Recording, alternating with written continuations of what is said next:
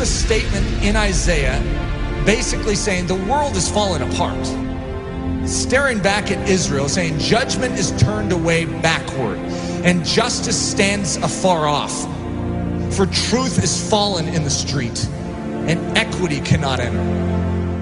What's a God to do? And he saw that there was no man, and he wondered that there was no intercessor. An intercessor basically means one who fills the gap. If you have a walled city and there is a hole in the walled city, just this little part that is like broken down, it's like a pile of rubble, and actually you can sneak through it. There's a vulnerability in a time of war. If you have an enemy, what's an enemy looking for? The gate, to try and scale the gate? They're looking for breaches or holes in the wall. They're not stupid. They're not going to waste their time going through the front door when they can go through a side little broken down breach. So the enemy, by his very nature, is constantly watching the integrity of the wall. He's looking for holes. We have massive holes in our life that give the enemy access to do with our life what he sees fit to do. We can say, that's horrible, I'm a Christian. Yeah, you're a Christian with breaches. You are not supposed to be a Christian with breaches. One of the key definitions of Christianity could be a man or a woman whose walls are repaired, who is made strong.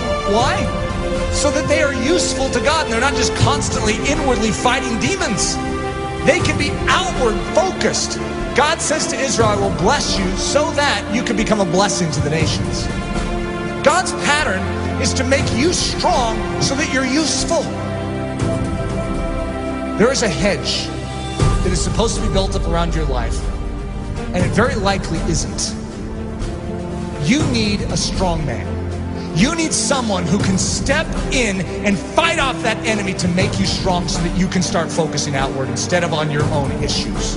Most of us as Christians, the church is so weak because we have literally less than 1% of our time that is able to focus outward because we are so caught up in our issues and our difficulties. Even the healthiest among us, we have issues. We have difficulties, whether it's relational, whether it's financial, whether it's health, we have issues. And there's a dying world out there. You know that estimated 150,000 people died and went to hell today? Let's think about this. What did we all do about it? Did we take a step forward in beginning to do something about it? Or are we just stemming the tide from our life falling apart even more than it is? We are living on the defensive instead of the offensive. What we need is the same thing God was looking for back then. The walls are broken down.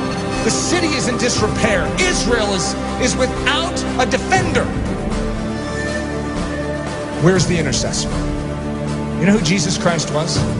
In a nutshell, he's the intercessor. He's the man who stands in the gap. He's the strong man who came and took the full blow upon himself so that we could gather our wits spiritually and awaken and say, I'm in. Thank you for rescuing me. Literally, he took the blow. Everything that was aimed right at you to absolutely decimate your life, he took it square on. Without even a whimper, he took it. For the joy that was set before him because he valued you so much. He took the blow.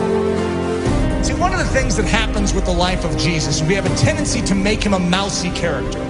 We have a tendency to diminish his manly strength. We are talking about the greatest warrior of all time.